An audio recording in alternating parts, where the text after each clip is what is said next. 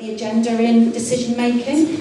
And what we work on across everything that we do in the community is trying to get people, place and planet put first. So that's the focus of the election hustings this evening, and why we really wanted to hear from all of our local candidates about where they were on that. But also it is an open hustings where you've all been invited to ask whatever questions you like of the candidates.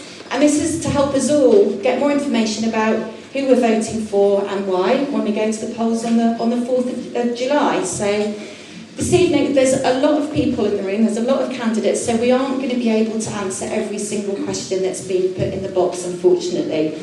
So what we've done is we've actually grouped the questions into themes that we've seen come through, and we're going to ask as many as we can. Those questions that aren't answered, if it's okay with the candidates, we're going to email them to you afterwards so you can answer them, and then we'll send the responses out to you all through the Eventbrite mailing list so that you can get to see the other questions that would have been asked this evening and the candidates' responses to them. There aren't actually that too many extra. You won't have to write essays, so that's good.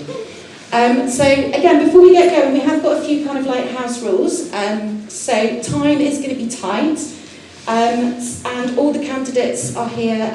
They'll all be given equal time and equal waiting to answer the questions. We know we don't need to say it, but we are just going to say it anyway. You know, we're here to listen. It's a respectful environment, and we're here to not interrupt, so there'll be no heckling or anything or shouting out from the floor. The questions have been submitted in advance, so myself and Hazel will be asking the questions, and that goes for the candidates as well. No shouting, heckling or interrupting, please. But it's to give a sense of, as I said, who the candidates are and what they stand for, and hopefully by the end of the evening, after 2 hours, you will have a good sense of that. So to help us keep to time, because I know I'm not great at it. We did actually ask the Cornish Pirates if they could send someone along to help us, but they couldn't because they're not in season at the moment and everybody's gone off on holiday. But they have lent us some flags and we've got whistles. So what we're going to do is we'll be timing the answers, and we'll give you a 30-second warning for the flag when you've got 30 seconds to go. When your time is up, we're going to give you another wave of the flag.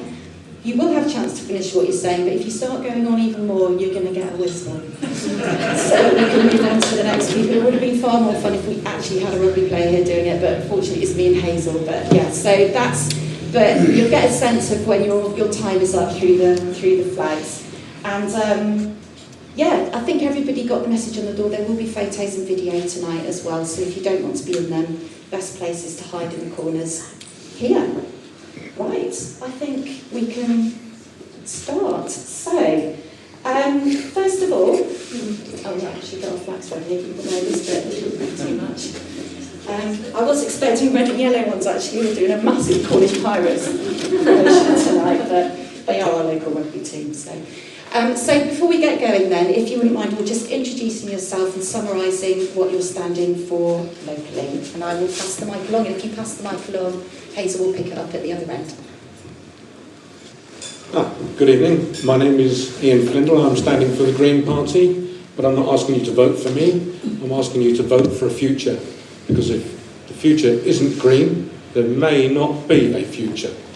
Just today we heard from Paris, where they're getting ready for the Olympics. They're worried that athletes may not be able to compete because of the heat.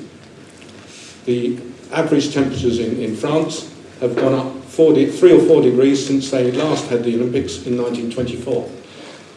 There is a serious problem. We need to be addressing it very urgently. Thank you. Thank you. Derek Thomas, a Conservative candidate and former MP of the last 9 years. We're on a journey which I think we all accept. Everyone in this room will recognise the challenge of getting to net zero and cutting carbon emissions and recovering nature. Maggie Thatcher was the one who really rallied the West many, many years ago, but I think in the last 6 years we've really been shocked by the scale of the challenge, the urgency of it. And so for me personally, I've spent a lot of time understanding what can be achieved, where the gaps are and how we move forward. I know that Parliament has been exactly the same journey, and as government. So the real challenge for us is how we bring the whole of the country together and get to where we need to be in a fair, transparent way that doesn't leave anybody behind. Thank you. Hello, I'm John Harris. I'm representing the Common People Party, started locally. I'm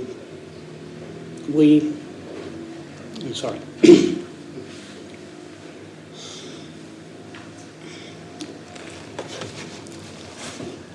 I apologise.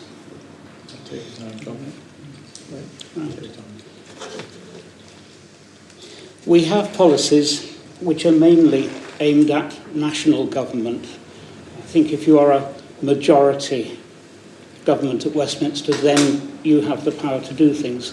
Locally, I accept there are any number of things that would be influenced by what happens there, but you do not have the power at local government levels. It's people like Derek who represent that, I think. What I'm trying to do is to raise sufficient awareness in what I think needs to be done at Westminster, rather than individual changes that can be done within Penzance or within a sustainable set of volunteers. On the other hand, I am very much sympathetic to the idea of people looking at sustainable solutions locally. I don't think my policies necessarily reflect that. I'm concerned about mental health issues, particularly in that they are concentrated in those who have least in society. I have a suggestion towards it, which again you need to be in charge of a government to be able to implement it, but we need universal basic income.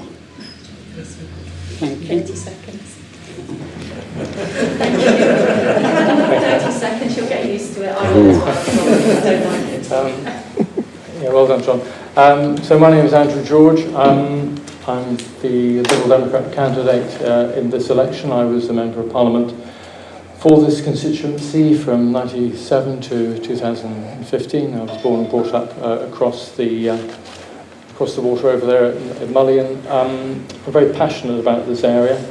Of course, the environment and our climate is central to the very future, not only of our planet, but of this country.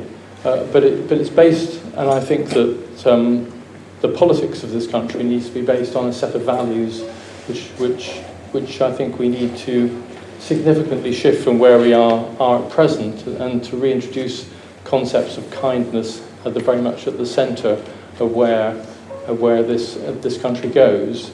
We've been promised that we would be levelled up, that those with the broadest shoulders would bear the greatest burden, that we're all in it together. But during the last decade, we've seen widening inequality, and certainly the rich getting significantly richer, tax loopholes benefiting the wealthiest, and the poor being pushed to the very kind of margins of our society and struggling. If we can establish a kinder world, then we can and will, I believe, concern ourselves with the very future of the next generations. They're often left out of the electoral and political process, very often turned off by it, and therefore, because they don't turn up and vote in such great numbers as older people, they have no voice. But it's their future that this election is all about. Thank you. Thank you. Hello, I'm David Leahy. I was born and bred in Marazion, and I'm standing as an independent. I came to this race a bit late, 10 days ago, because so many people I've been listening to in the community have said we need change. Things aren't working from the top down. So I've been out and about listening and talking to lots and lots of people. My history is I was a medical scientist in Penzance Hospital for many years, and then I changed to police and I became a detective and did 25 years as a detective in the police force.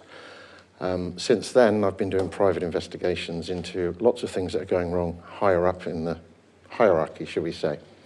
And it's come to notice that the people here have totally different issues to people in London who are setting the rules for what we do down here. And I don't see why we don't have a two-tier system whereby global issues for UK such as national issues are dealt at national level from London, but we should have local input from here with a much stronger voice. And I'm a non-compliant person by nature. I'm independent, and I will be your loudest voice in this county. Thank you. Hello, is this coming through all right? Yeah, my name is Cornelius Olivier, not Phil Snally, in case you're wondering. She's unable to be here tonight, the Labour candidate, which is a shame, because of the 9, she's the only woman, and I think that's a useful point to make. I'm the chair of the local Labour Party, and I'm here to give a voice for local Labour, which is very important in a national debate. Now, the thing that Labour people like myself and Philson are very excited about is the Green Industrial Strategy, led by Ed Miliband, who, when he was a cabinet minister before, was responsible for Britain becoming the first country to have legally binding carbon emission targets. So he's the right person to lead this industrial strategy. That will be of particular benefit to Cornwall. Cornwall is one of the poorest places in the UK and Western Europe since deindustrialisation. Since we lost so much in the 80s, we've been able to replace it, and the Green Industrial Strategy can do that. And as well as sort of really exciting things like, giant windmills and offshore wind farms and lithium and the associated battery technology, as well as all that, there's a very simple, mundane thing we can do in Cornwall as Labour. We've got the worst, least fuel efficient housing in the country in Cornwall. St Ives is actually one of the very worst constituencies in the country for energy efficient housing. So as well as the exciting engineering projects, we need this policy to retrofit housing, and that's one of the sort of unsung aspects of this green industrial strategy. I would also say that it's very important to make sure protecting the environment and the future of everybody isn't at the expense of other issues. So I do think we mustn't sort of see the be-all and end-all as the environmental strategy at the expense of housing and poverty. We have a disastrous housing crisis in Cornwall. We have very high levels of child poverty. We mustn't lose sight of that. All these things have got to go together. Well, as we're at the Sustainable Penzance Hustings, I will say second homes and holiday lets are not a sustainable use of resources, and any government that gets in has got a duty to tackle that issue in Cornwall, because we've got more of that problem than anywhere else in the country. And it's also, this reindustrialisation, I think, can revive the confidence of people down here. Lots of communities in Cornwall are very, very demoralised. So I'm looking forward to giving people something to be proud again, and young people careers and skilled jobs down here. So that's all I wanted to. All right. Okay. The first one. I'm getting confused. Right. Okay. I think you're taxing the intelligence of candidates a bit too much now. Right. Okay. Thanks. Thank you. Thank you.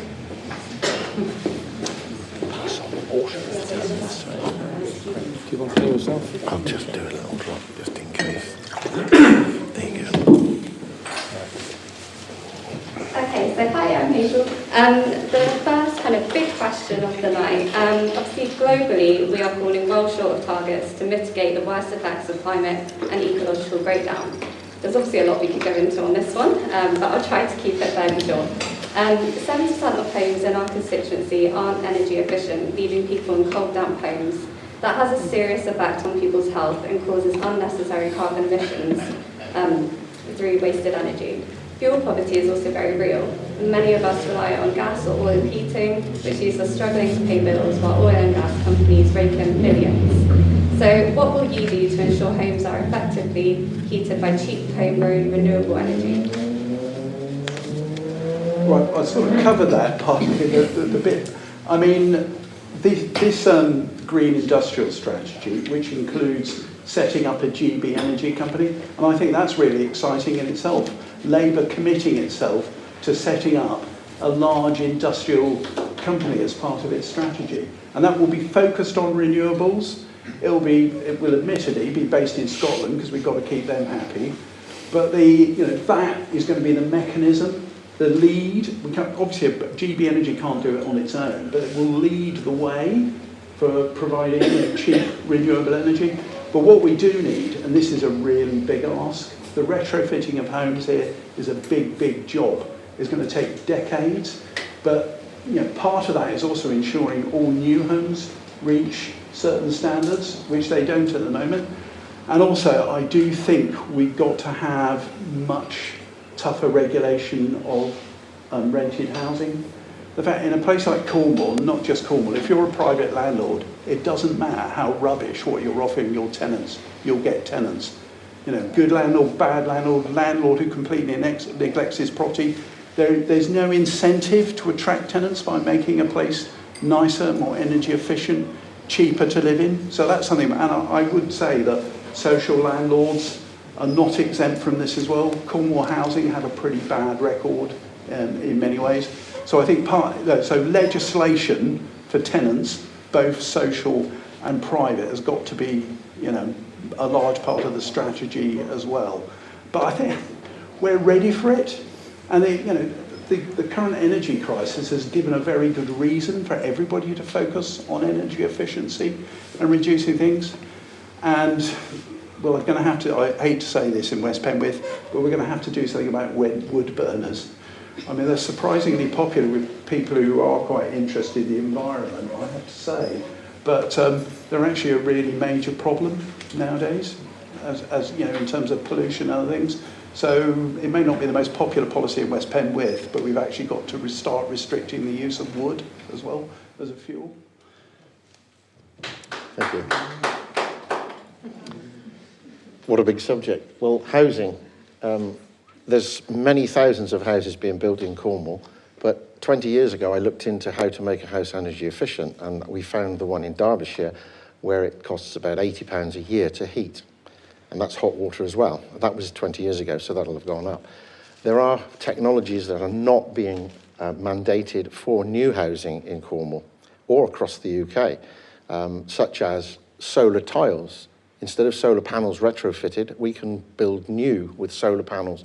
We can build energy efficient houses that are totally self-sufficient. Why is there no legislation in that? What I do fear is your suggestion that there's a big corporation in Scotland governing the building of new houses, for instance. I don't think that's the answer. Big companies are the problem in this country and in the world now. Huge companies taking massive profits, and they don't know the real issues of where we are down here. We need to address those issues locally with the voice of the people. And I've been out talking to the youngsters. I found today 3 youngsters and an accountant who have saved a deposit for a house. And when they look at affordable housing, that's a misnomer. The average price in this area is $495,000. And in order to get that as an affordable house, if it was offered at 50% discount, they still need between $30,000 and $40,000 deposit and fees, plus a £49,500 a year mortgage, and that's at 50% discount. It's not going to happen. We need better housing, more efficient housing that our youngsters can afford, and we need to start dictating that from here, grassroots, not being told from someone in Scotland what we need down here. Thank you. What have you got against Scotland? Well, I think he was talking about a commission in Scotland rather than a company. But anyway, which actually I applaud Labour's policy. It's going in the right direction. I think that's the right thing to do.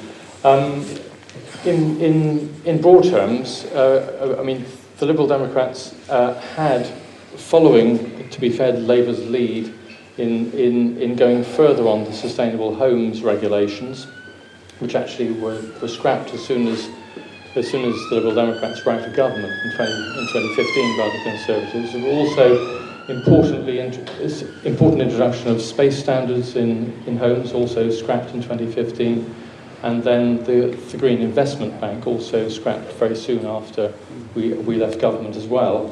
These were important measures that need to be put back into the centre of government in order for us to be able to take things forward. The Friends of the Earth has looked at each of the parties' manifestos and are saying that the Greens and the Liberal Democrats are leading the pack as far as green policy is concerned. And if you look across the full range of policies, I think it's quite important to kind of measure those, and the Friends of the Earth are a respected, independent, charitable body without any political axe to grind, and certainly recognise the importance of the standards which we're talking about. So we would make homes warmer and cheaper to heat with a 10-year emergency upgrade programme, starting with free insulation and heat pumps for those on low incomes, and ensure that all new homes are zero carbon. We would invest in renewable power so that 90% of the UK's electricity is generated from renewables in 2030. And indeed, we were making very significant headway between 2010 and 2015, and that has set the UK's, if you like, ability to achieve targets going forward, which I have to say have been dropping off since that time. And certainly with the government granting new oil and gas licences in the North Sea, taking a rather liberal view in relation to fracking and coal mining, we are at the threat of going backwards. When it comes to actually saying, well, how do we incentivise things? I mean, I think it's really important that we incentivise good landlords. It's not just regulating them, it's incentivising good landlords as well with tax and concessions. For example, at the moment, this government has granted in the last 10 years £500 million of taxpayers' money through tax loopholes to holiday homeowners in Cornwall alone, and yet thousands of local families can't afford a first, as David was saying just a moment ago. So we should be providing those incentives and encouraging better and higher standards of energy conservation in our homes. Thank you. Very well done. Right. What's 3 minutes? So energy efficiency is, I think, a short-term issue. What the real issue is fossil fuel, is abandoning fossil fuels. What you charge for electricity is at the moment being driven by cutting down domestic use as much as other uses of electricity. So your bills are going up in order to bring down use. At some stage, there won't be any fossil fuels being burnt, there won't be the addition of carbon dioxide into the atmosphere, and if we're very lucky, there won't be any runaway effects driven by what we've done already. But once you have the renewables in place, there's no particular need for housing efficiency at that point. What you can do is burn as much of the electricity that you're getting from your renewable resources, and it won't damage the planet. It's fossil fuels that are doing that. Thank you, John. So 2015, the Paris Climate Summit took place, and we adopted that in the 2016. And what we found out then was that the homes, as we heard already, was that homes in Cornwall and the Isle of Scilly were the leakiest in the UK, potentially across Europe. And that's because of the way we built homes with granite and no cavity walls, etc. Years ago. Most of us all live in homes like that. So I picked that up from then. I came from a building background, so I understand how it can be done. I converted barns before I got elected, which passed pressure testing at a higher level than new buildings did, according to the pressure testing team. So I know how it can be done, and it can be done. The government, even right just before the election was called, the government were working its way through a £12 billion fund to improve people's homes. The figures at the moment from up to now is that 50% of all homes that have had EPC ratings are C or above, and that's half of where we need to get to by 2030. But it's more and more challenging as you get to the difficult properties such as in Cornwall. So I did a lot of work with the Isle of Scilly to see how we could do those. It would cost, the budget for the Isle of Scilly would be £30 million just to improve their homes to C. The budget for Cornwall was about £150,000 per property, so it's an extraordinary amount of money. But so Cornwall is a really good story to tell about ground source. We were the early adopter of that, and that is providing really permanent and very, very cheap energy heat to a lot of homes. Renewable energy across Cornwall. When I got elected, Cornwall was leading, the onshore was leading on renewable energy of any other part of the county and the country. That's changed now with offshore, that we've lost that kind of lead. But there's significant work that has been done and continues to be. Smart meters are being introduced, rolled out across the country. Smart meters are helpful in terms of how we use energy, how we monitor the energy use, how we supply the energy when it's needed. And we also introduced, I supported legislation that meant that every appliance in your home, including the electric car, EV, actually is compatible with smart meters, so that when the energy is there, these things can be worked in that way.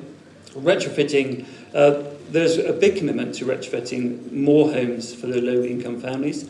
The Community Energy Network, there's legislation working its way quite slowly through Parliament about how we can deliver community energy networks. That's really important for Cornwall. Levant Mine and the National Trust are looking at how that can be done across than just in Pendine.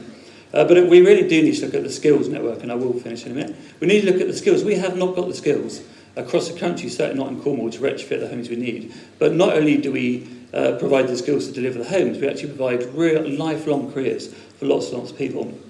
I absolutely agree that we need to review the social landlords and improve the quality of access that tenants have when they have bad homes, poorly looked after homes. The legislation has been introduced, powers have been given to Cornwall Council, but a tenant is fearful of going using that route. That's what we need to fix. Thanks, Rachel. Well, I've spent a career helping local authorities, the Health Service and the MOD reduce their energy use and save money. And the technology has come along in the last 20 years to such a degree.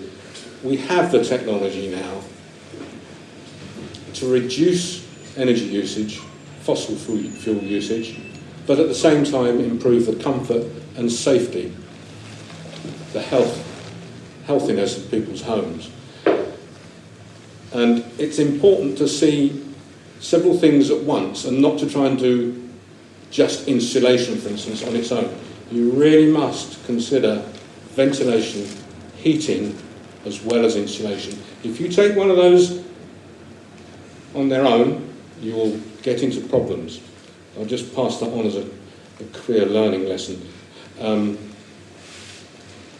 But I am old enough also to remember what happened when the government and the country decided that it would be a good idea to use North Sea's natural gas. There was a terrific bonanza to be had, but unfortunately everybody's town gas appliances wouldn't work with it. So there was a street-by-street engineering strategy put in place, the biggest peacetime effort ever, to actually transform everybody's house to be able to use natural gas. That is exactly the sort of effort we need across the country now, to both do away with the need for fossil fuels in our homes and to save the money that causes people to spend in this time of cost of living crisis. So, street by street, the funding needs to be there, of course. We're talking about spending £29 billion, across 5 years. And depending upon the home use, the home status, whether it's rented, social housing or owner-occupied, there are different finance arrangements proposed, but basically it needs to be facilitated across the country. And obviously in Penzance, where we have particularly difficult housing problems with solid granite, and there are particular requirements for solid granite, I may say. When I came to Cornwall, I brought some skills and also installed some wind turbines, small wind turbines that generate power in this very windy part of the world and generate income for local communities. We need much more of that. These big wind farms and solar farms, you see, take money out of the county. You need to be careful about how that energy is generated. Thank you. Thank you very much. Okay, right, so our second question of the evening is around water quality and in particular sewage pollution. Looking at South West Water, in particular across the whole of the UK, there were almost 600,000 spills last year, of sewage spills, of water sewage. South West Water has been fined 21 million for illegal spills, yet still pay 100 million to their shareholders out of profits. And in the Bay here, up until one point last year, Long Rock was actually the worst for spills. It kind of sorted itself out during the year, but at one point it was the worst for spills. So if you were elected, what would you do to ensure that this stops and that public health is put first and we're not getting sick from swimming, surfing, just generally being in the sea in the local bay? I'm going to be quick. We should be fining them heavily. We should be taxing them very heavily. We should drive their share price down to pennies. We should buy their companies and put them into public ownership and then do the job properly.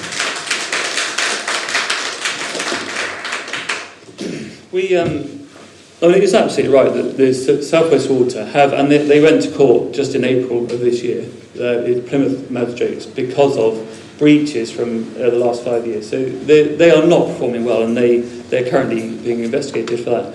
We've introduced in the legislation through the Environment Act a ban on dividends when they breach the permits they have. So I don't know how they will get away with, as you say, the payments they are making this year. They've increased their shareholder, the money they're paying to shareholders this year, which is extraordinary.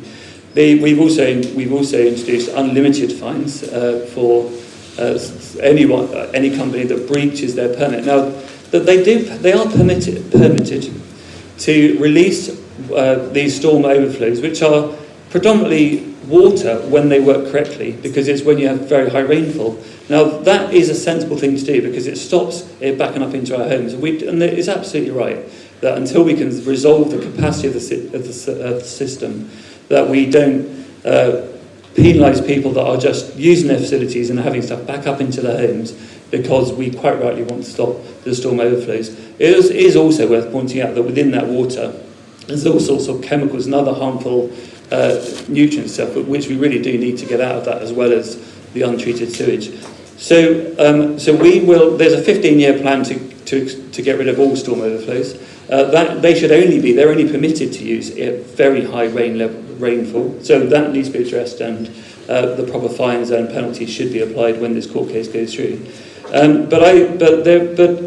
While I constantly challenge South West Water, the biggest challenge is the constant demand that we put on it. With the Ofwat did a study looking at the water meters, and actually across Cornwall, we use considerably, I don't know why we do, but we used considerably much more water from the system. We take water from our taps more than the rest of the South West. I don't know why that is, and that needs to be looked at, and we need to really support a way of avoiding that. I suspect it has a lot to do with tourist trade. But the work that's going on in Mouser is a good example of how you take rainwater out of that combined system so it doesn't overflow the system. The work that they've done at Hale, St Earth, is a good example of how you can create capacity so that you can reduce storm overflows. It is going in the right direction, but Rachel, absolutely nowhere near quickly enough. Taking money away from the public utilities and fines is scarcely going to get the maintenance and the improvements done. What you have at the moment is people's domestic bills paying the utility companies, as they should be, the public utilities, and money diverting out to shareholders. There should be a category of company which cannot distribute dividends at all. And the water companies and the electric and the others which appear on a monthly basis on people's bills are not things that should be paying dividends in the first place. I think is the major point that common people would put forward. Thank you. Well, when the Conservatives first privatised the water companies over 35 years ago, well, about 35 years ago, they created a risk-free, ethics-free, as we found out eventually, money printing monopoly, really. And what they've done since that time is take £74 billion of our money, which we've paid in water bills to them, and just put that money in their pockets in the form of shareholder dividends and top executive bonuses, whilst really providing quite a pathetic attempt at investing in the kind of infrastructure needed in order to satisfy the requirements. I mean, to hear Derek talk about it's right that they should be that they should be allowed to release sewage, I think, into the sea in the manner in which they do is quite astonishing. I mean, I run a charity that builds affordable homes, and on SUDS schemes which we have to meet, and this applies to any other new building contract where there's new development in a residential areas, you have to meet a 1 in 100 year event through attenuation capacity and infrastructure within that development itself. There's no reason why South West Water cannot be set the same standards as is required from any new residential development in order to achieve those kind of outcomes. It's a question of investing in the infrastructure rather than filling your boots with dividends and bonuses. What the Liberal Democrats would do is, yes, if we cannot nationalise these companies because it's too expensive, is to turn them into community benefit societies and to install a community environmental champion on every board to scrap Ofwat and to have a really effective regulator to ensure that these companies are brought to book, and to certainly very significantly increase the fines and the regulations in which they operate. It simply is not good enough. And what this government has done is and Conservative MPs have done is to offer limp response to this, and it's been totally pathetic. You know, people are astonished that after 35 years that this can be allowed to go on. This monopoly, this exploitation of monopoly status has to come to an end. Thank you very much. Thank you.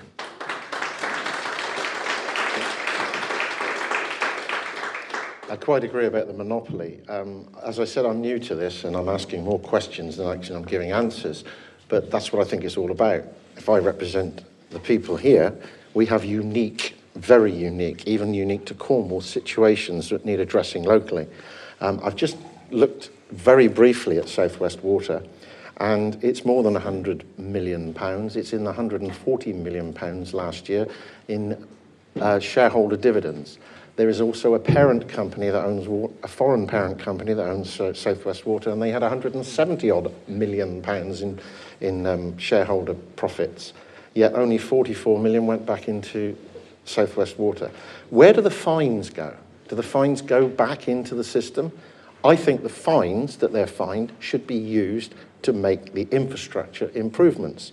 The fines go, as far as I'm aware, to central government. I just had a quick look at the managing board of South West Water, and alongside half a dozen of them, there's a word in blue that says Ofwat. It suggests that the managers of South West Water may well be involved in Ofwat, the regulatory body that regulates them. Now, I have to check this out as an investigator before I suggest that that is evidence. That is my information. I've only found that today. So my attitude is these things need investigating and finding out where is the money going. Where's your money going? Where are the fines going? The heavy water use, also I have to find an answer to this. I don't know if Derek can help me with this, but it was said to me today that 2 of the reservoirs owned by South West Water are now supplying a private company for their water use. So that's your water that you're paying for. So they're selling that to another company. I have to investigate that, and I hope to get back to you all with facts and figures. But this is what I say about local people. We need to know what's happening locally. We hear about Scotland and Paris deciding what's happening down here. We need to decide what's happening down here because we are unique. There is nowhere else in the UK that is exactly like this Penwith area, this St Ives constituency. So we need people here to find out these facts and put them right. And the first thing we can do is fine them heavily and put that money back into the system. Thank you. Well done.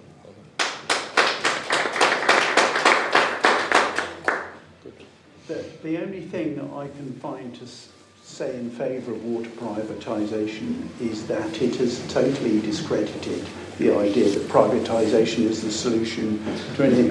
Anybody ever proposes privatising anything again? No. You could just say, oh, South West Water, and then the argument's over, essentially. But, you know, the point about renationalisation, I mean, the fact is, a deliberate strategy on their part, as well as a policy of personal enrichment, has been to take on loads of debts. They've borrowed money off their friends at high rates of interest and then given it to their shareholders. So you can't take them over without taking over the debt. So the alternative is, you know, as part of an international economy anyway, what we have to do is a very, very, you know, government-directed strategy for water companies where they are no longer autonomous in terms of what they do and their investment decisions and everything like that. They are told what to do in the wider public interest, and they have to do it. And the shareholders become irrelevant in terms of the decision-making process. The fines, I mean, one downside actually of the focus on water companies is encouraging people to forget how bad the energy companies are. I bet they're actually quite glad to see the South West Water in their headlines, the people at EDF and the rest. So let's not forget about tackling the energy companies as well. In terms of fines, the fines are peanuts, right, in terms of their profits and turnover. What I do like is the idea of criminal sanctions. I mean, if you get fined 21 million quid, you can suck it up. If you end up going to jail, that's a different sort of kettle of fish. So I'm very interested in this idea of backing up regulation with criminal sanctions. But attracted as I am to the idea of taking back into public ownership things that were taken from us, I don't think it's practical to renationalise and take on all those debts. That would be my take on it. But you know, it's incredible what's happened to public utilities in this country. Trains, electricity, energy. I mean, that's why I'm so glad Labour is setting up this GB energy company, which is not a profit-making business, it's an investment business. But the water companies are just one example of what's gone wrong since the 1980s. Hope you like the music we arranged for you. Lovely, very. It's very much in harmony with what we... So this question was a bit of a theme that we got submitted tonight, so hopefully this sums up some answers for a lot of you. How will you support farmers to farm with nature, not against it? I don't pretend to be an agricultural expert. I do think I was a Cornwall councillor representing Penzance for between 2013 and 21. As part of my duties as a councillor, I took part in the Cornwall Farm Inquiry, because one of the largest landowners in Cornwall is Cornwall Council. They own as much farmland as the Duchy. Most people would be quite surprised to hear.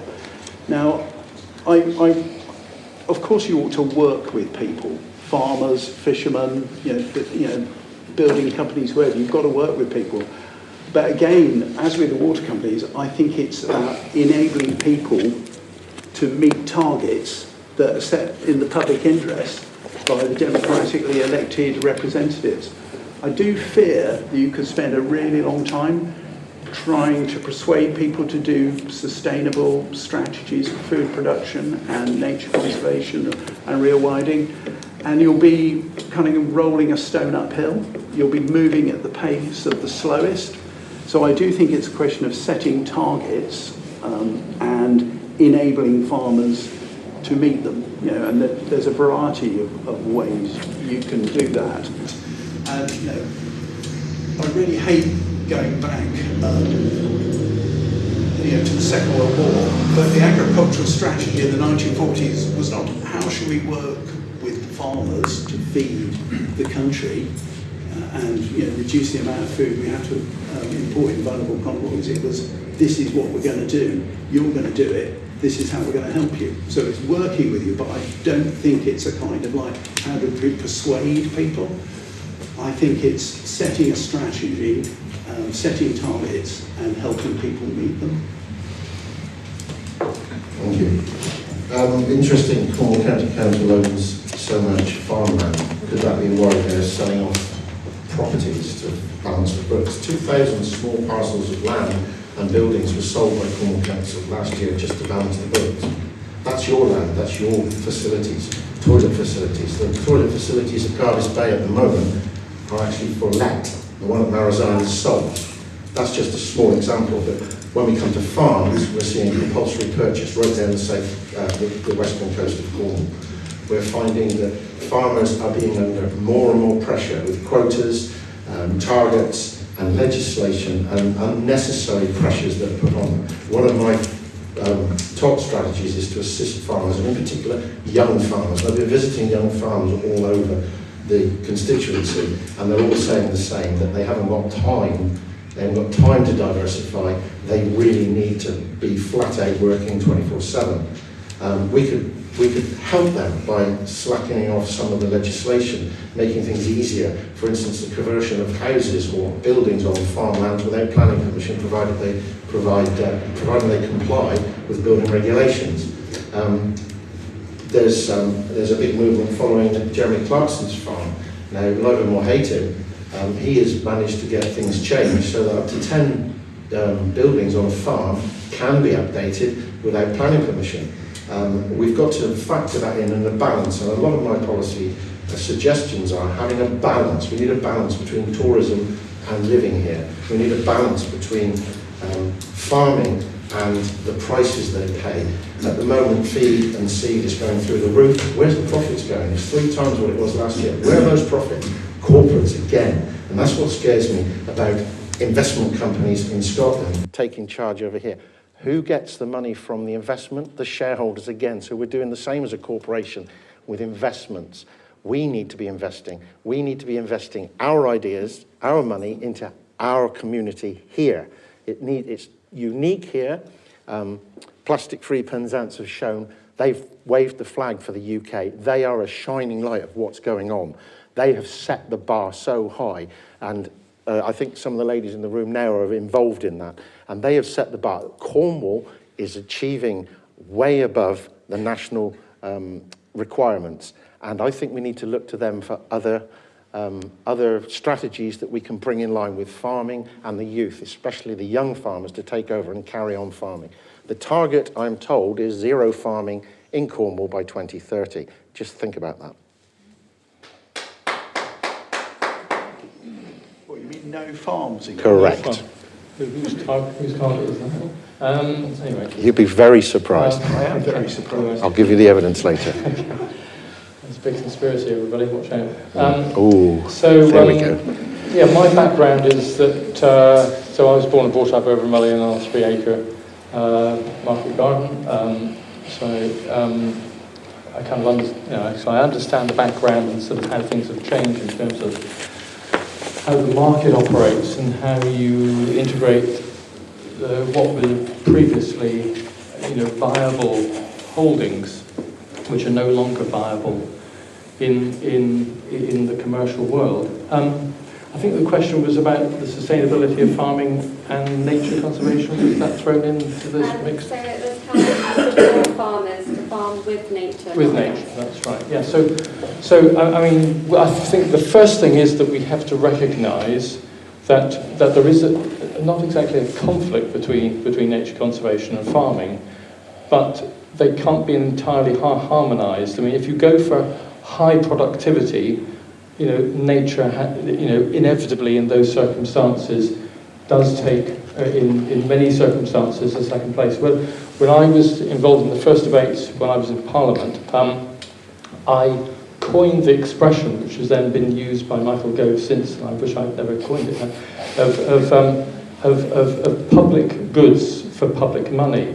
Because the problem that we had is that if you provided incentives for productivity, which is indeed what the Common Agricultural Payments used to do, what you would end up with, and if our farmers were encouraged to compete in world markets and purely to be in pursuit of the highest levels of productivity, we would end up like parts of the US, and we'd have prairies and ranches across our landscape. Now, We cannot, in our landscape, have prairies and ranches because we have footpaths, we have nature conservation zones, we have vernacular architecture, we have a lot of AONBs and national parks and other areas of preservation which are impediments to the prairie and ranchization of the British countryside. So what we do instead is to say, look farmers, we'll pay you some money to compensate you for not turning our landscape into a prairie or ranch. And that in effect is what the now Elm scheme and other funding schemes are there to do. And I'm so sorry if it sounds rather condescending to kind of explain it in those terms, but it's really important to understand, why it is that we need to put funding in to find a way of harmonising productivity with nature conservation. It can be done. The Liberal Democrats would actually, and we've in our costed plan, add an extra £1 billion to the exchequer in order to be able to roll these kind of things out. And that's fundamentally what we do need to do. I just must say finally that I really strongly oppose the additional planning proposal of just allowing farmers to convert barns to up to 10 executive homes in a planning system which is fueled by greed. It's the most appalling announcement just before the general election was called.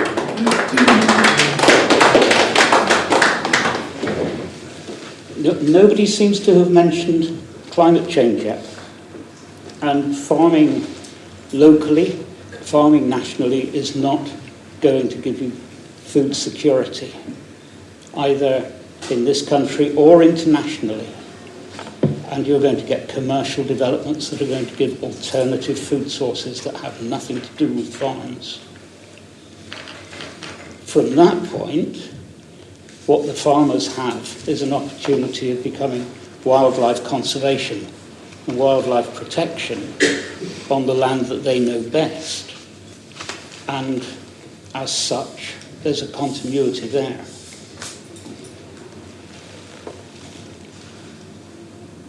I think that is the key point. Thanks, John.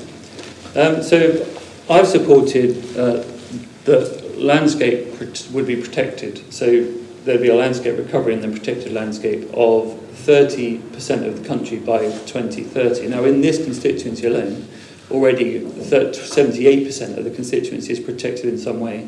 I also supported the Environment Act, which is the world's most ambitious act in research in terms of supporting the environment, and the Agricultural Act, which actually brings these two things together, the environment and agriculture producing the food we need. What's been going through government at the moment, which was led by the government asked the Lords to lead it, and they, Don Currier's good friend of mine, led a committee looking at land use framework, so looking at the whole of the country, looking at what land should be used for what purpose, what land should be used for producing the food we need, what land should be used for generating energy, what land should be used for nature recovery, etc. That work is ongoing. I suspect obviously paused right now, but we've committed that 60% of the food we eat in this country would be produced by this country. Now that's really important for sustainability, not just because it supports our farms to grow food and then be able to care for the environment, but it also addresses the need to reduce the food we take from other countries where the world's population needs more and more food as every year goes by. Nature-friendly farming, there's a great story to be said around the country, but particularly in Cornwall and this part of West Cornwall. There's some fantastic examples of nature-friendly farming where really deliberate action has reduced the runoff, which is the soil erosion and the kind of the harmful stuff that gets into our rivers and seas. It reduces the inputs that we bring onto the farm, and through cover crops, herbal lays, rough land grazing, for example, nature recovery. There's some really, really good examples of what's going on around this constituency and across. I've spent a lot of time understanding what can be achieved while still producing the food we need. The ELMS, as Andrew mentioned, the Environment Landscape Management Scheme, that's £2.4 billion that was taken, that would have come via Brussels prior to the leaving the EU. In the manifesto, it says, we've added another £1 billion to that, and it is possible to take away all conflict between producing the food we need and caring for the environment. We've done it here in Cornwall, we can do it here in Cornwall, and it applies to both fishing and farming, and it's really important part of our local economy.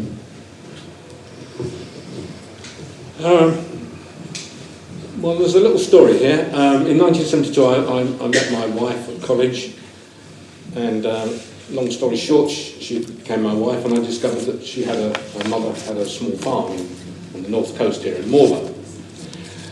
And I watched what was going on, and I saw that they had some support for farming that was encouraging her to take out hedgerows and boulders out of the ground and to generally intensify farming so that more food could be produced. That was happening across the country with the support mechanisms in place. By 1986, it was realised that this was destroying the countryside, and environmentally sensitive areas were introduced, and there's quite a big area of that across particularly the coastline of Cornwall. And that required farmers to leave the hedges alone and to protect waterways, but that's where it ended. And then introduced was basic payment scheme, funded through Europe, and incidentally the Green Party would rejoin as quick as possible. But the basic payment scheme then encouraged farmers and in fact obliged farmers to do more in the way of conservation and protection of nature. The entry-level scheme and high-level schemes were introduced to protect particular habitats, and you'll have heard about the return of the chough, and that's because farmers around the cliffs, around our cliffland, has been managing lowland heath in a particular way to encourage chough. We come all the way up now, where sustainability is a big issue, and as has been mentioned, the ELMS has been introduced alongside what's called SFI, Sustainable Farming Initiative. And now we have the strange situation where there's no support, or there will be no support for actual food production, but the support that's there will be entirely to protect nature, which is obviously a good thing. But this has had some unexpected consequences, and that, of course, if you get more per acre for planting wildflowers, that's what you do, and that's what a number of farms have done. And so naturally we've had to rethink about this, because we can't just live on wildflowers. But basically I would say that farmers actually are very keen to protect the land that they've lived on and worked on all these years. It's a question of working with them and not against them, as has been the case in some instances recently locally. But to extend regenerative farming is the way forward. Thank you.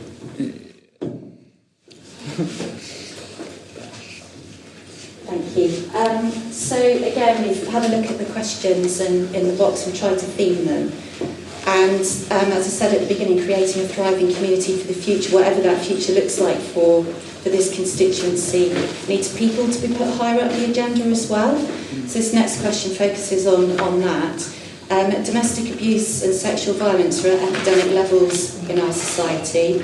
What will your party do to end violence against women and girls, and how will you improve those brought to justice outcomes, which are shockingly low?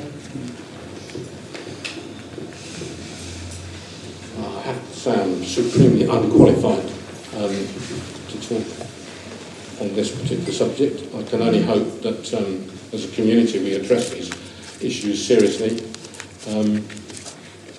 There's a great deal of funding needed in the care sector and in national health to provide the support necessary, to provide safe refuge and early intervention.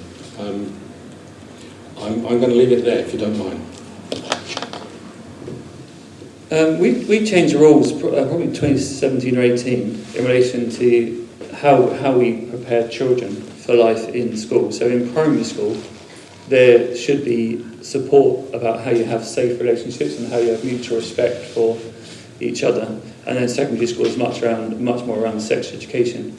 And that's an important thing, because you're absolutely right. The levels of domestic violence, the situations facing particularly women is horrendous, and we hear a lot about that in Parliament. I hear about it when people come to see me in my office and elsewhere. And we must address that, but we also need to design it out of our society, and that has to be with supporting very young children to form very good, healthy relationships with each other where there is respect and support for each other, and a complete acceptance and recognition of who they are as they grow up and who they choose to be. But also we've introduced legislation around what's available online. And the real tragedy, and it's been far too late in coming, but the real tragedy is that very young children, if they have access to an iPad or a smartphone, can easily access horrendous pornography and other really harmful content. And that's still the case. Legislation is going through, has gone through, where age verification will be required. But there will always be there'll always be the ability of people that want to make that content available to circumnavigate rules in a particular country, because obviously a lot of this content doesn't come from this country. And the content, for all of our benefits, or at least our understanding, is often fueling, again, horrendous sexual abuse within the content itself, but also organised crime and everything else. So we all need to be careful about how we support and allow that content to be available in our homes. But another thing is to get rid of mobile phones in schools and reduce the access that people have, children have to this content and just to these kind of platforms. It's a really horrifying situation. We've got to do more. The police, actually, a lot of resources have been moved from what we would say ordinary crime in our society, much more visible crime, to sex-related crime and violence against women, domestic abuse in Cornwall and Devon Cornwall. That has certainly had an impact on other areas of fighting crime, but it's the right thing to do, and we need to people need to understand as they grow up and even as we live, that it's just not acceptable, and we all have a part to play to drive it out of our society.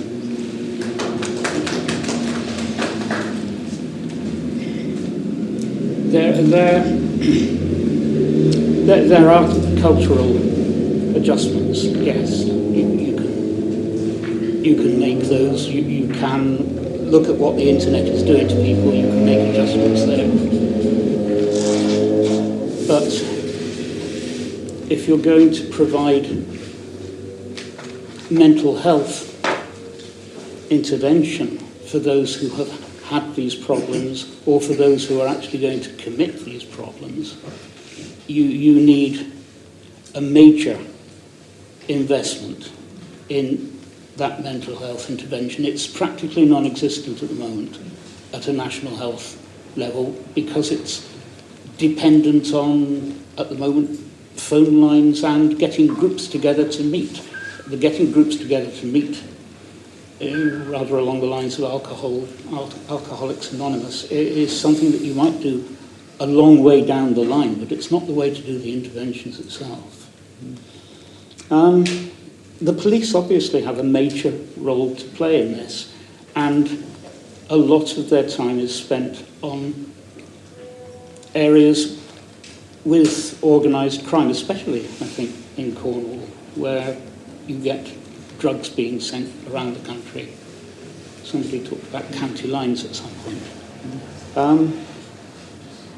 I think if you're going to free the police up in a major way, you need to start decriminalising on a large scale and say that all of this generated criminality, where ordinary businesses can't compete because it's illegal to do the things that criminals are doing, needs changing too. It may be that this is one step away from the question of sexual violence, but if you need a police intervention, you need to get rid of a great deal of the criminality, and if you just legalise recreational drugs, that is a fairly major step towards allowing the police to make their focus on these new areas that they're having drawn to their attention.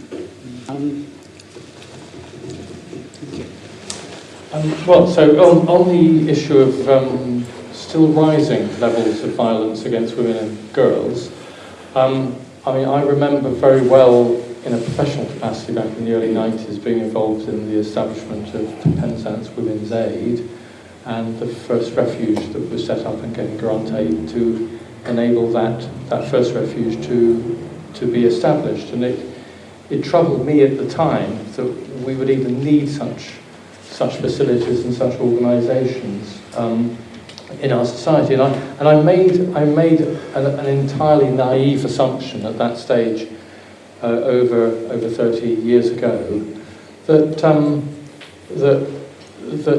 as time goes on and we become a more civilised nation, and education levels improve and people learn to respect each other more, that the need for such things would diminish and there would be no need for such an organisation. So I just naively believed that this was just an organisation which would then naturally die a death. But actually the opposite has been the case, and that has been both shocking and troubling to me, because it's not just increasing levels of domestic violence, but also violence against others who they don't know, and I think that this is in part due to something which, of course, I hadn't anticipated then.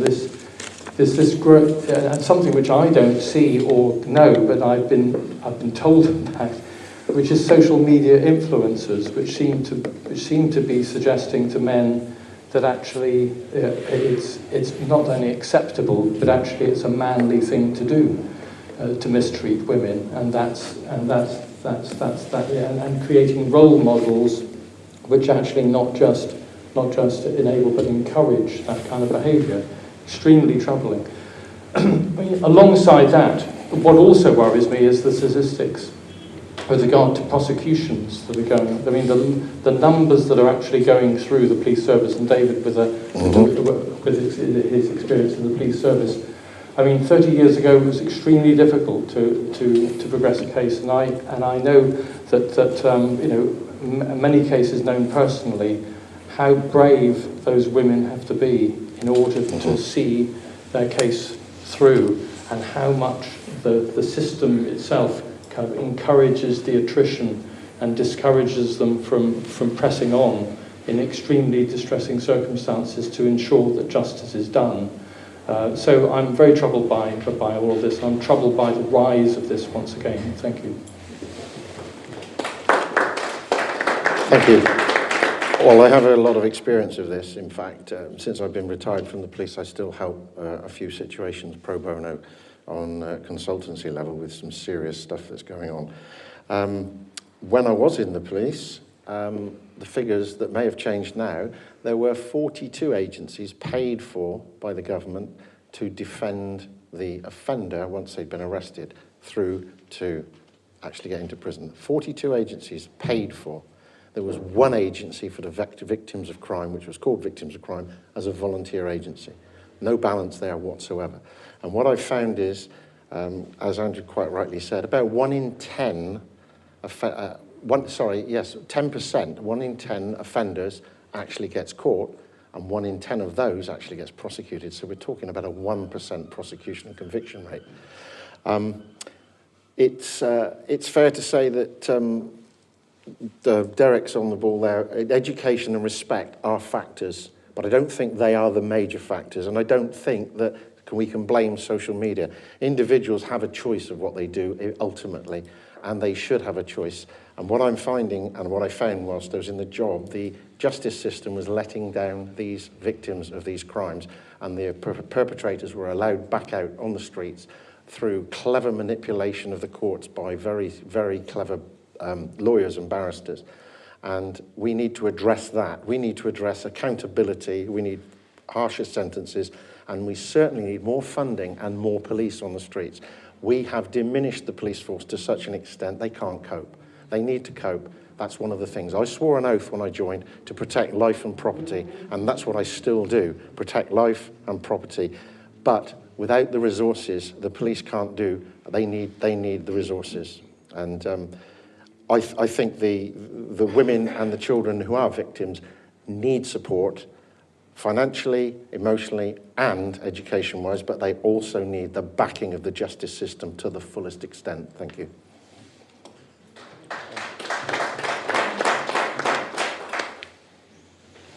Yeah, this is an incredibly broad topic. I'm not entirely clear whether the level of violence and abuse is increasing, or it's just being more widely reported that there's a greater level of awareness, less tolerance for, less acceptance. You know, what was, you know, once seen as not nice, but not particularly deviant, is no longer acceptable anymore. So that's what I hope is the case, that things aren't getting worse. There's just a lower level of acceptance and more of a desire to challenge.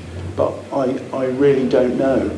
I mean, I think from what I remember of my, you know, youth and school days, and quite a long time playing rugby, is that toxic masculinity was a normal part of your social life.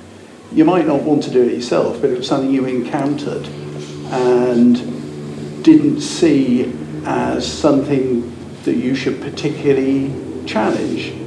You know, it's like so-and-so's a bit of an idiot, but, you know, let's ignore him.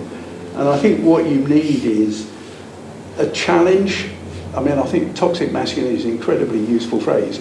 You need to challenge that all the time, in the same way as racism has been challenged. So casual racism was something I heard all the time, in my youth. And you challenge it, you might not, but it was just it was a normal part of life. And that isn't the case anymore. That really isn't the case anymore, to a great extent. So I think we have to do the same with toxic masculinity. Challenge it all the time, at school, at work, even if it means falling out with somebody you work with, even if it means falling out with somebody you socialise with, challenge it, like you would with racism. So that's the cultural shift we need. And in that way, we can then get to a stage where women are genuinely equally valued in society, as opposed to sort of a great deal of lip service paid to that concept.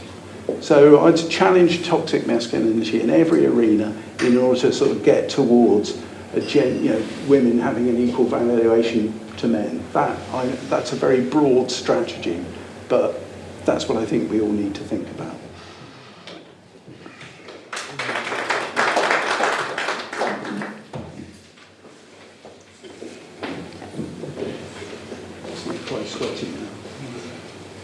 So this one's a bit of a long one, but I'm going to do my best with it. If elected, what will you do to change the horrific situation in Gaza and the West Bank, and genocidal acts, and ensure the safety of civilians in Palestine and Israel? And just adding on to that, what is stopping aid from entering Gaza, and what are your opinions on how the UK government should respond to the ICC and ICJ findings?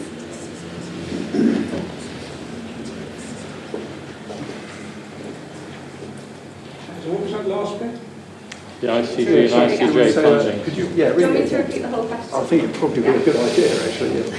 So the first part is, if elected, what will you do to change the horrific situation in Gaza and the West Bank, and genocidal acts, and ensure the safety of civilians in Palestine and Israel?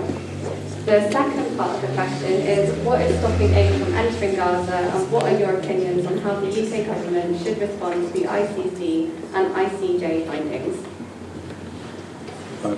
Well, first of all, I should start by saying I'm not going to be elected because I'm not the candidate, and I'm not a substitute for the candidate. I'm a representative of the local Labour. I just want to make that clear, all right? Because it's been a long meeting, you might have forgotten what I said at the beginning. But I think it's obvious that there has to be an immediate ceasefire and no restrictions placed on aid to civilians in Gaza. And to do anything else, then you're talking about, war crimes, crimes against humanity. That's obvious, but stopping the immediate situation in Gaza is not, doesn't bring the situation there to an end. So I'm strongly in support of the Labour Party's support for a two-state solution in what used to be Palestine. And that is the only way we'll ever have peace in the Middle East.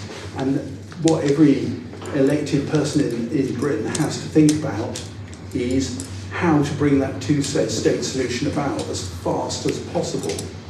Now, I think it's also fair to say that the British government is a relatively minor player in this scenario. We don't have a great deal of influence. We can't bring a great deal of influence to bear.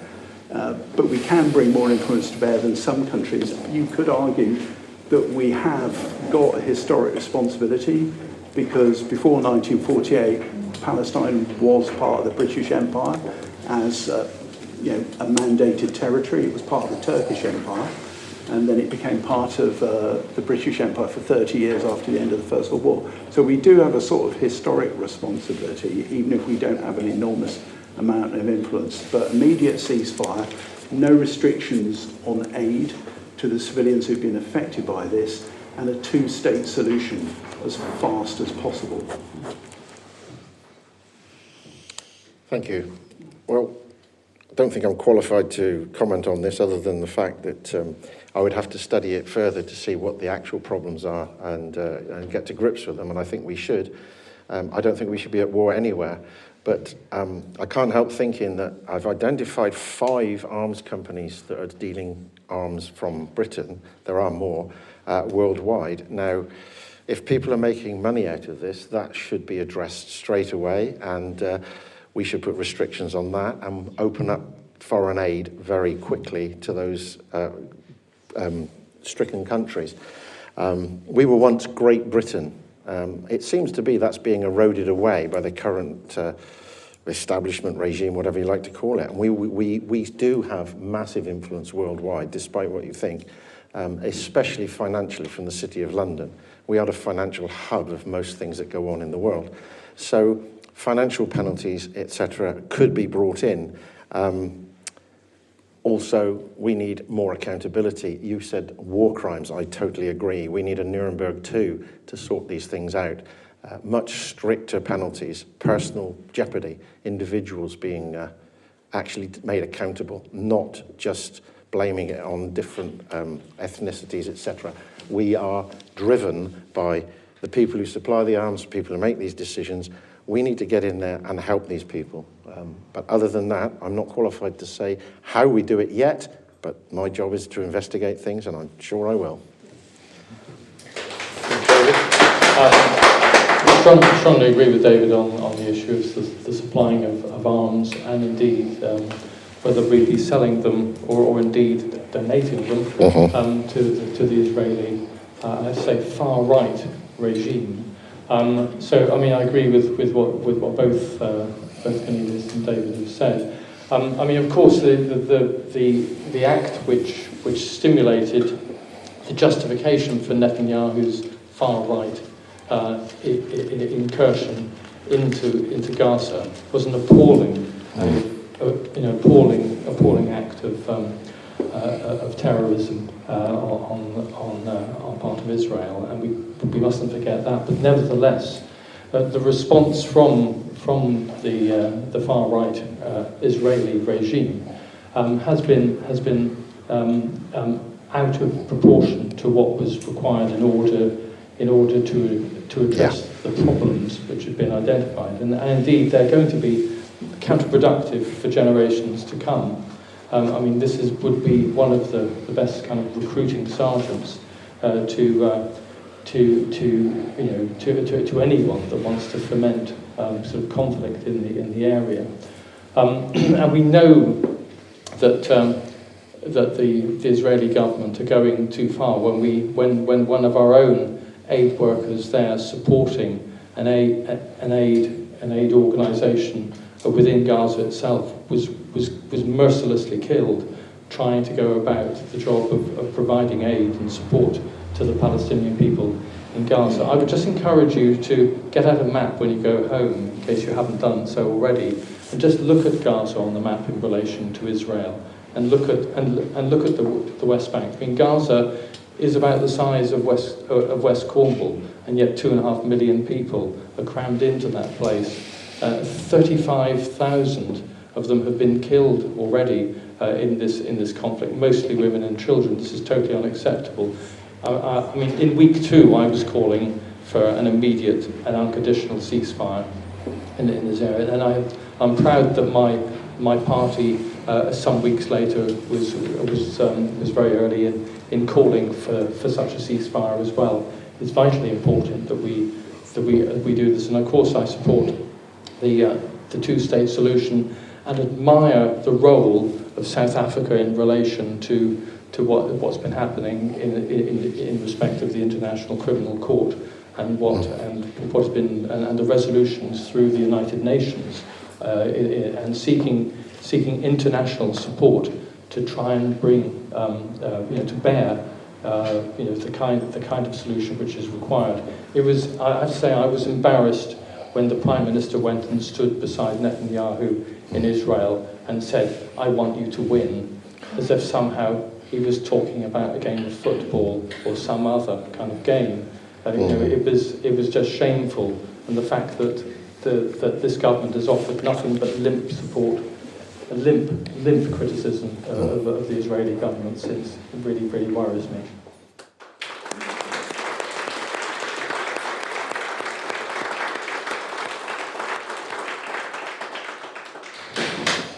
This question started with, if you are elected, if I remember. I don't think it makes any difference who gets elected from this table in terms of any change to what's happening in Gaza. I don't think the Cabinet has control over it, much less an MP. It's not something that gets to that level.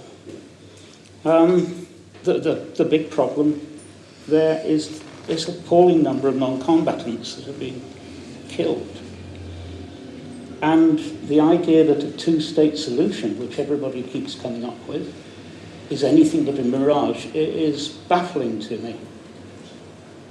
I see you say so, Cornelius, but fair enough. What is the solution? The solution is a one-state solution. The solution is to bring both the people together in a single country and give them equal rights, so that if one side is claiming a right of return, then both sides are going to have a right of return. These are people who have historical roots in that land, whether they are Jews or whether they are Palestinians.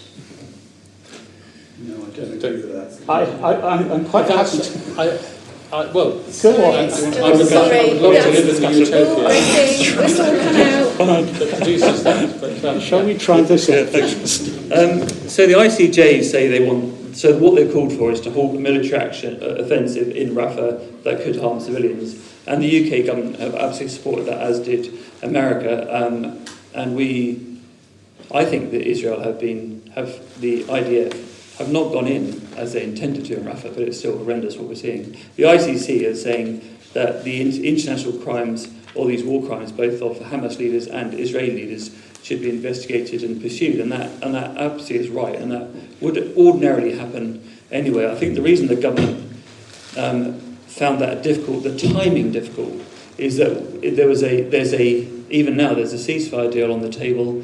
There's some very sensitive negotiation of how we deliver that ceasefire, and I think the timing of the ICC motion was seen as a potentially hinder that process. I don't know. We don't know if that actually is the case or not. We know that they haven't yet got to the place where we have the ceasefire. In the UK representative on the UN called on an end to hostilities in Israel and in Gaza from both Hamas and Israel. On the December 19th, I wrote a letter supported by 10 of us, wrote a letter to David Cameron clearly saying that we had to do this. None of us in Parliament expected, right when this first started, I think I'll use the word naive, what we naively assumed is that civilians would be allowed out of Gaza into Egypt. I think that's what we expected. I suspect lots of people around the UK expect that to happen. That obviously hasn't happened. And so the minute it's quite obvious that's not going to happen, then you need to rethink. And if you look through all what the UK government has said to the UN, it's consistent with trying to bring an end to hostilities. Well, so in terms of how we go forward, it is that ceasefire. It's absolutely stopping the fighting, getting in medical aid, getting humanitarian aid, making sure that really moves quickly, and then working towards a place where Palestinians and people of Israel can live in peace. But I think what I've been quite concerned about and disturbed in some of the communication with me is that the people that are quite rightly, very distressed and angry about what they see happening in Gaza hold the whole of Israel responsible. I don't. I hold the government of Israel responsible for what's happening in terms of harm to civilians. But I think that in terms of humanitarian aid, in terms of the UK role, what's been developing and kind of agreed across the Western world is that the UK would lead on getting humanitarian aid in, the US would lead on trying to find a way through the ceasefire.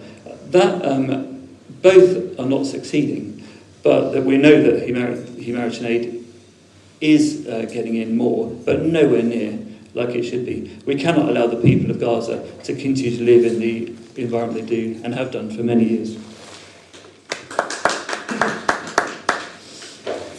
Well, it's pretty clear the Palestinians have been oppressed, and increasingly so. However, jumping the fence in October last year and killing 1,500 people, I don't think did their case much good. And then the retaliation to kill 30,000 people didn't do the Israeli case much good either. If we were elected, we would end the arms sales to the region. We would recognise the Palestinian state. We would impose humanitarian support to the area. We would impose war crimes investigation on all sides and follow them through. It's hard to actually visualise what the solutions really are, and I'm not that competent in the area, but the Green Party, you can guarantee, will always work with the voices of peace, and there are voices of peace on both sides. Thank you.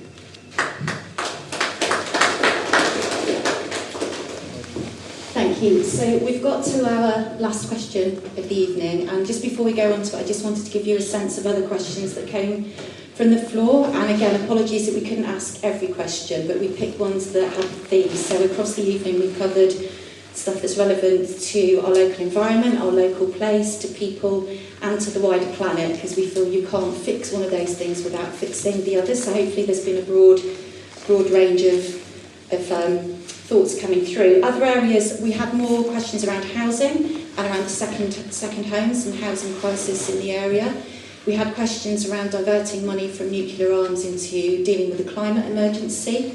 We also had questions around mental health services and also around the political system, and particularly the electoral system. So we'll send those to you, and then you can put your answers to them, and then we'll email them out to everybody who's on the Eventbrite emailing list so that you can see the responses to those.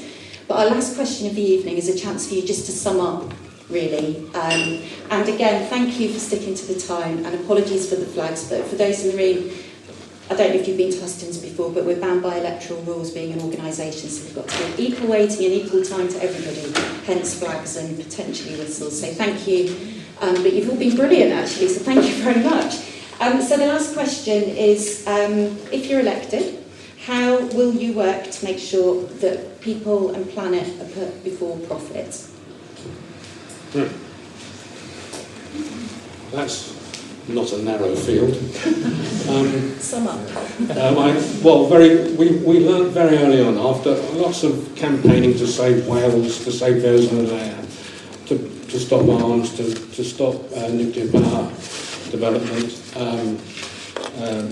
chemical-free food development, etc. That actually what we were talking about was a platform for government that addressed all issues across the board in all subjects. It's a bit like, and very much like, in fact, health and safety. You can't get away from environmental care and treat it as if it's a separate issue. It impinges upon everything we do in our lifestyle. So that's virtually what I've got to say. There's nothing you can talk about in government or indeed locally that doesn't have an effect, and we need to bring down our footprint upon the local and national and international environment. Because if we don't, we're almost past the point of no return, and we need to get on with it. Thank you. Thank you for that. Well, resources are finite across the world. Cornwall has an opportunity to actually contribute to the resources the UK needs so that we don't support harmful practices around the world in relation to the environment. The UK has some the highest standards in relation to the environment. And so if we were to extract lithium or to extract tin and copper or to produce food and raise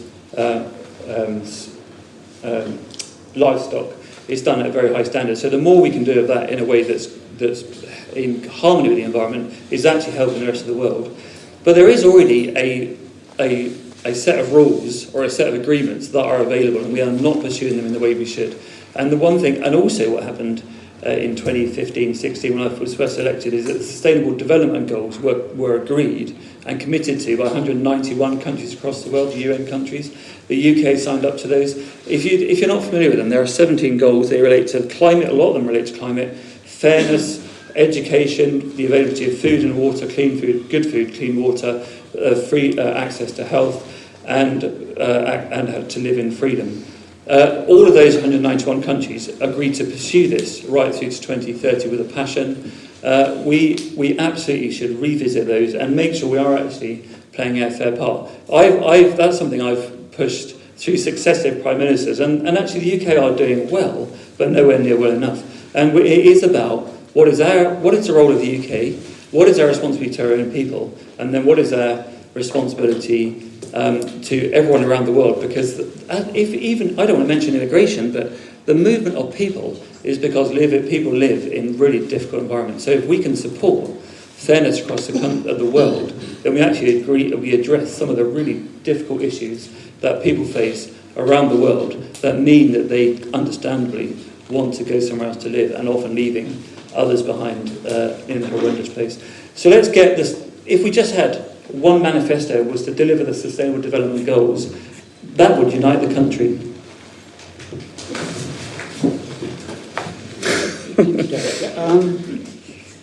Yes, Britain is doing very well in the climate change league, and so is Eastern Europe, and the reason is the same. It's based on reducing from 1990 levels, and you're doing that very well by reduced industrial output. And so is Eastern Europe, because that's when the Soviet Union collapsed. You've got this two sections of the world that are really leading the race downwards. Yours is one of them. Important to engage the next generation. That, I think, is perhaps where I would put it. You need to take these people, and at the moment, they're in the same position as people in this room. The first time they will get to vote, in a worst case, is when they're 23. And that is too late. If you are doing citizenship classes in secondary school and you're told you will not get to vote until you're 23, you will switch off. You need to bring down the minimum voting age significantly. And if Labour is going to bring it down to 16, it's not going far enough. If you're going into secondary school and you're being given citizenship lessons, you should be told that you are now going to be the voter in the next general election, and it will stimulate them to actually doing something in the class. You don't think there should be an age cap on the voting? I'm quite sure that we would lose them far too soon. Oh, as a minimum, 12. 12, yes, because... You do realise that the frontal cortex... Oh, I know all about the frontal cortex. Until you're 21. Yes. That's a medical fact. And I can look at 20-year-olds now and say they are less competent than a 12 or 13-year-old going into a citizenship class to actually come up with some sensible arguments and to make a fair evaluation when they get into electing. But they will then be guaranteed they will have a vote before they're 17 instead of 26. And that makes a big difference to the way they think. And it's the next generation that will face the problems and the burdens. Thank you very much, Hazel. I've finished. Thank you, John. Thank you, John. I certainly agree with you on bringing the voting age to 16. That's certainly our policy.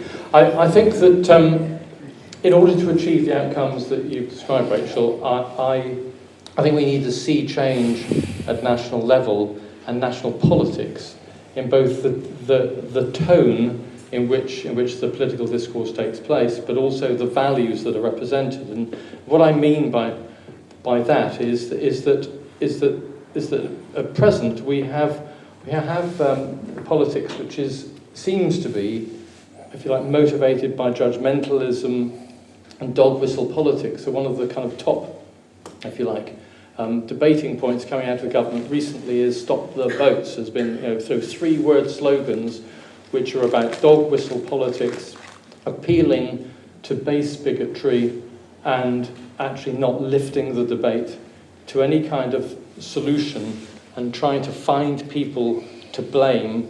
And it's easier to blame people who don't have votes as well as part of your policy. And there's also the values which you're representing. I mean, when an MP says, "I'm going to resign not because of growing food banks, or because people are dying as a result of ambulance queues, or as a result of the appalling state of the funding of education, or the terrible situation in which millions of pounds of taxpayers' money is being given to holiday homeowners when there are thousands of families homeless." No, not because of all those reasons, but because I wasn't given a place in the House of Lords, okay? And that's why she resigned, okay? It tells you something about the political classes who are in control of this country, okay? So I said at the start that we need to inject kindness into our politics, and I genuinely mean it. And when I said this publicly recently, I was criticised by a Conservative supporter saying, "No, what we need strength, not kindness." Well, there's nothing weak about standing up to bullies. There's nothing weak about confronting bigotry. There's nothing weak about challenging powerful vested interests and fighting for good in this country. So kindness actually is an enormous strength, and it's one which I would like us to see building on in this country, and to establish that as a value and a tone in our politics, and one where we can work with all parties. So all parties have got some good in them and good people, and we need to see people working across parties, not attacking each other, and a more consensual politics, but one which is built on kindness.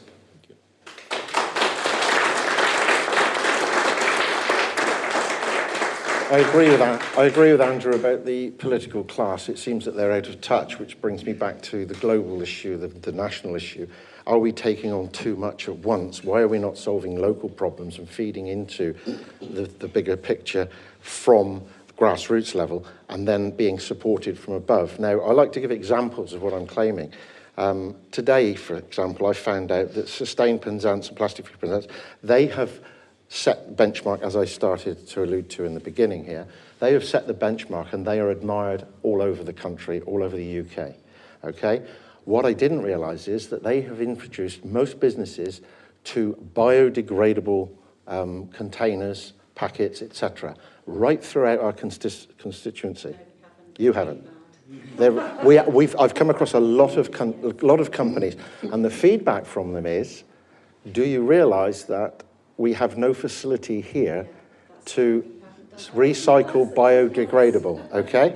So the nearest facility for biodegradable recycling is north of Bristol. So everything that we do biodegradable in this county gets either incinerated or put on a lorry and taken with a big carbon footprint north of Bristol.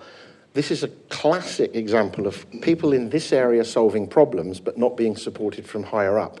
If we had more support, and it goes across, we need a better balance. It goes across the entire gambit of everything that we do in this county. We are unique here. We need more policing, we need support for farmers, housing, tourism, fishing industry, sustainable fishing. We need little projects like, well, they're not little, but projects like that to be supported.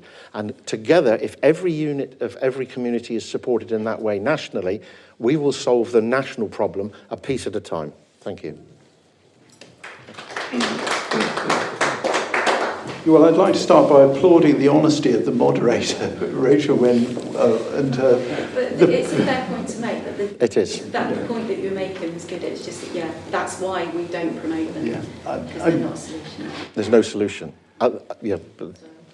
I mean, one of the most dispiriting things about contemporary politics is the way that toxic gobshites, whether it's, Trump, the Le Pens in France, SS nostalgists in Germany, or Nigel Farage in Britain get an audience. It's really, really, sort of undermines your faith in your fellow citizens that anybody pays any attention to them at all, to be honest. And I come from near Clacton, so I'm glad I love it.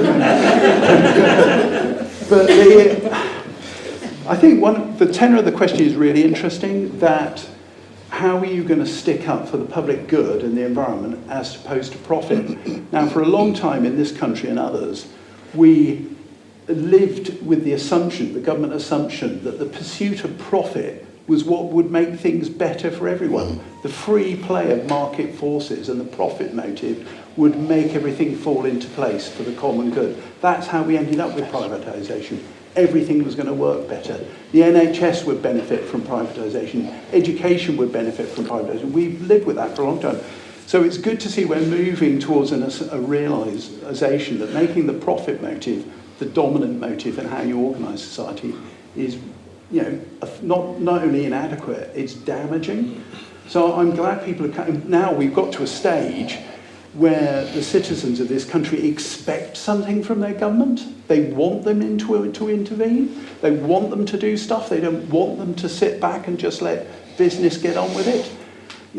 Coming back to something I said at the beginning, the great British, the GB Energy will be making it happen, will be leading private business, not letting them just get on with it, because just letting them get on with it didn't work. And so that is a heartening environment. I don't think I'm particularly out of line if I say that I wish the Labour Party was being a little more ambitious. But I do get the whole thing about carrying the Ming vase across the floor and all the rest of it. But people are actually demanding government action at this time, I think in a way that hasn't been the case for a long time, and perhaps that's something to do with the pandemic. And the last example I'll use of just leaving everything to business and the profit motive. The holiday economy in Cornwall, this assumption that we've got to leave it alone. We mustn't interfere with holiday lets. We mustn't interfere with second homes. The whole Cornish economy has got to be built around visitors who come here.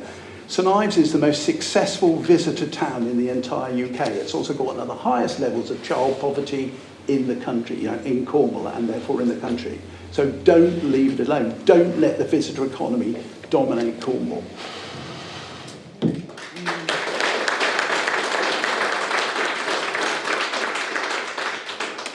Sorry, I went over a bit. That's all right, we got there in the end, so thank you very much both. Just before you all head off, I want to say a big thank you to all of our candidates who have given up their time tonight during a very busy time to share their views with you. And a huge thank you to everyone who submitted questions as well. Obviously, we will be sending them on, so you will get answers to them hopefully in due course. In terms of obviously our team, I just want to thank Rachel and Jamila for all their help tonight. And Hazel, who actually organised all of this. Hazel got everybody here.